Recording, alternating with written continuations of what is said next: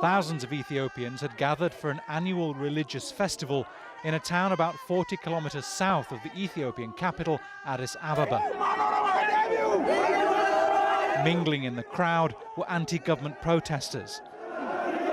Their chants of "We need justice"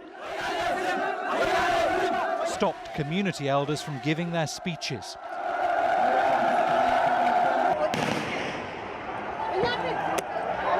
Police fired tear gas and guns into the air. The crowds fled and created a stampede. In the chaos, some people fell into a ditch. The government says people have been killed. It looks like it's quite difficult for the government security personnel to handle the situation. There was over 1 million people there.